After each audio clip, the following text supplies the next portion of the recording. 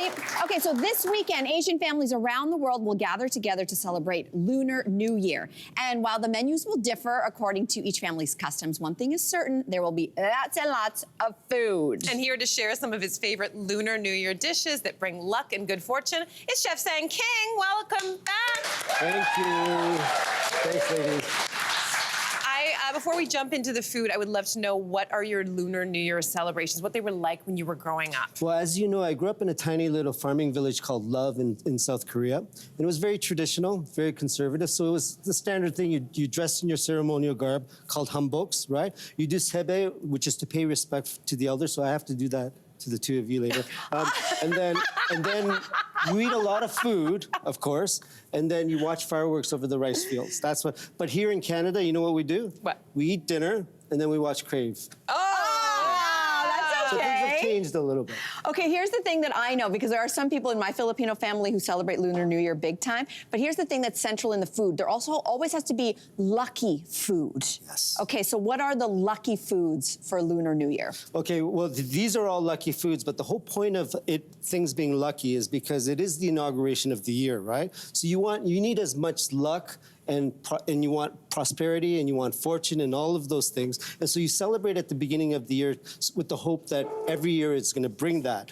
It didn't quite work for me and my family, but there's always next year, right? Yeah. Okay, let's get to the food because it does look incredible. Your main dish is a take on the rice cake. That's it's a soup that your mother used to make. Talk about it. So this is it's a traditional soup. Every single New Year, every Korean eats this, right? So what it is it's a rice cake soup. It's called tteokguk. But what I do is I put all kinds of lucky goods in there. So dumplings is in there, long noodles is in there. I'll have you know, Cynthia, you know, this... Please tell me.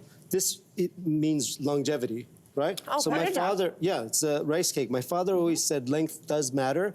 And so, oh my God. I like how you directed that towards me. Yeah, so I thought perhaps... Size matters in the world of dumplings. It does.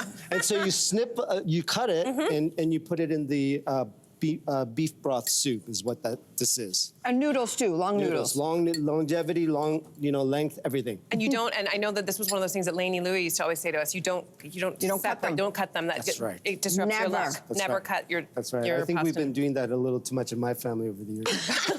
Oh my God. Okay, this, by the way, is amazing. You've also brought some side dishes as well, and we're going to start with the braised short ribs. Yes. So tell us about that. So I just started eating meat, so I'm so excited for this. So I was very excited hearing that. But braised short ribs is something that's not traditional. That wasn't always traditional in Seollal or Lunar New Year, but it's something that was always part of other ceremonies over the course of the year.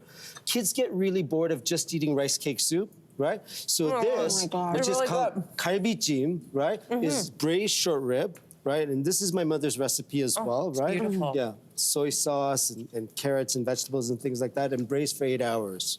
This is the first time I've had short ribs in 35 years.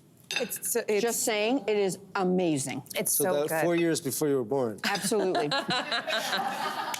Okay, so let's talk about this glass noodle stir fry here. What's the story with that? Everybody knows japchae, right? So it's a potato starch noodle. Yep. Right?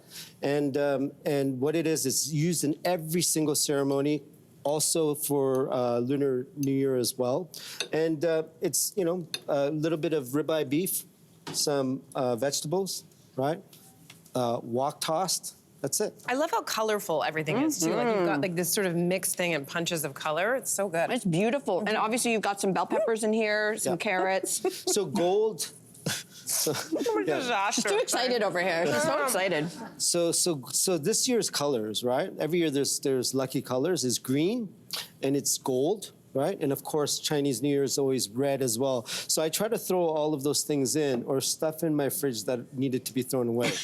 One or the other. Okay, you have skewers also here today. So tell us about them. Sanjeok is something that you see in street food culture all over South Korea, right?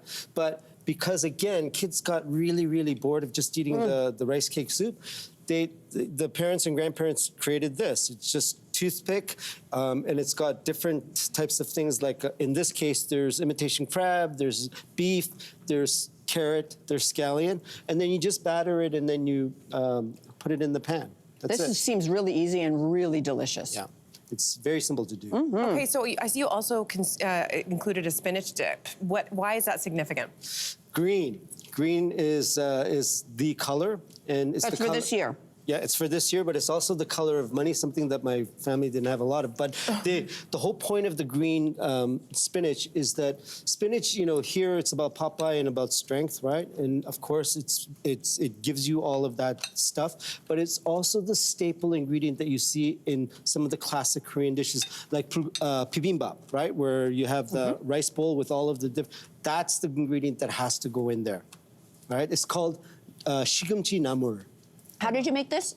It's very, very simple. You just blanch for 15 seconds, right, in boiling water. You put it in an ice bath, and then with the seasoning, which includes garlic, sesame oil, soy sauce, etc., some sugar, you just mix it in together, and always served cold. Yeah. Beautiful, beautiful. Okay, finally, you have tangerines on the table. What is the significance? Mel, these are not just ordinary tangerines. Okay, these are tangerines from Korea, from Jeju, which is the tropical island that's connected to Korea. These tangerines are very expensive, but they're also incredibly delicious. So when you guys eat this afterwards, like hoard as much as you can for your family, because it will it'll change your mind about it. But traditionally, tangerines and oranges were used because of the color of gold, right? So that's the luck part of it. And these happen to be just the most delicious tangerines ever. Where can we find them?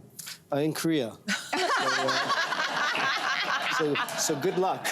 Well, they're off the table saying we love the food that you bring. Happy New Year. Happy New Year. All luck and prosperity to you in this new year ahead. You too.